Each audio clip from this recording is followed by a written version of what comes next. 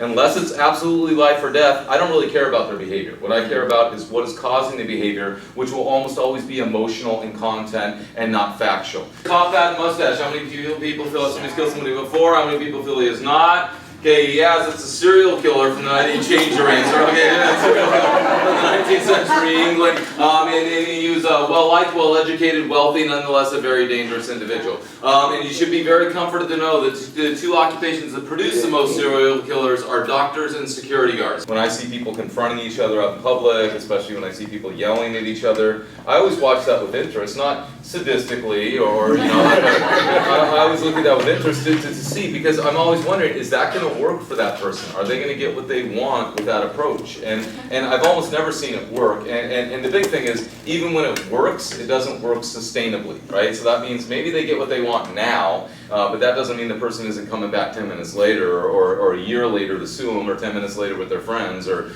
next time that they're going to be coming at them in a more aggressive way. And so that's the concern. Is it sustainable? Is it not just a short-term gain, but also a long-term effort that we have? And for you, number 6, what would you pass along? That's a little different. I said you have a right to protect yourself. Yeah, right to protect yourself. That is different, right? So we have the contradiction here. She's wearing all pink, but she's all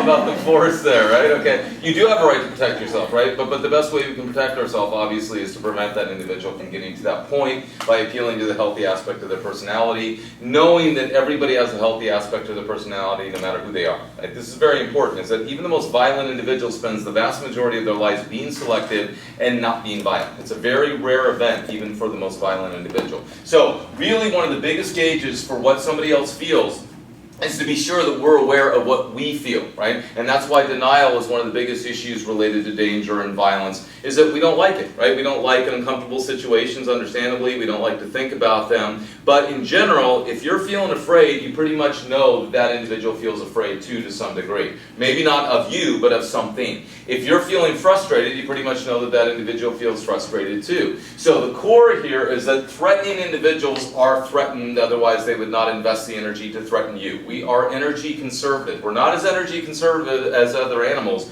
but we are energy conservative, which means that we don't want to expend that energy unless it's absolutely necessary. We are responding in a fear-based way, but our threats are more profound because they're not just physical. They're not simple. We're responding to psychological, emotional, spiritual, philosophical threats to a degree that human beings are willing to die a physical death in some cases rather than suffer a wound to their ego. They are willing to kill other people to promote their own self-esteem. If you listen to the content of almost every angry individual, they're focused on the past. They're almost always focused on what's already happened. So in terms of prevention of arguments, this is a big one, right? In conversation management, we don't want to be back here with the individual, right? You're back here with the individual, you're going to be in trouble because you become what back here? You become helpless because I can't do anything about it either. People talk about this mythical past. I want to know when that happened. I missed that 2 seconds in history. When people were as nice to each other as they should have been, was that during the slavery era? Or was that when we were relocating Indians? Or was that when we were burning witches at the stake? When did this exactly happen, that people were as nice as they should be to each other?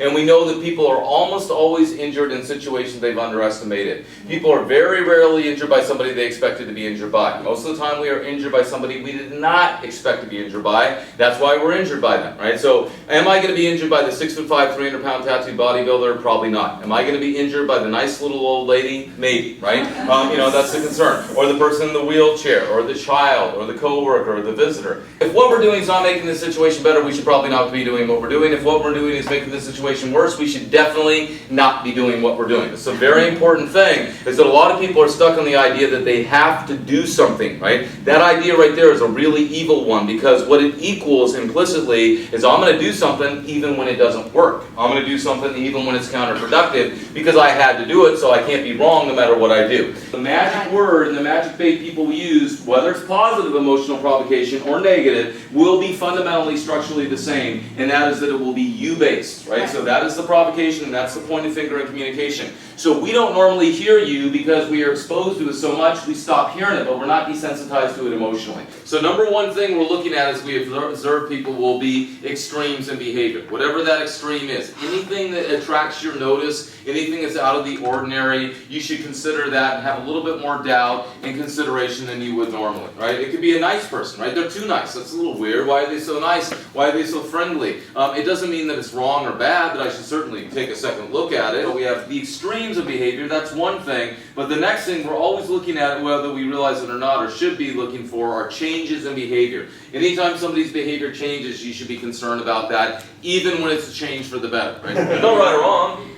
Your hesitation is positive, right? So this means on a societal level, people would not like your hesitation, right? It would make them feel uncomfortable. It would make them feel less calm. But in reality, we should be comforted by your hesitation and your doubt, because that means she's open-minded, that she recognizes that things are not going to be fixed in a certain way, and that it requires effort. That's the big thing. Is everybody here could give a different answer as to how they might remain calm.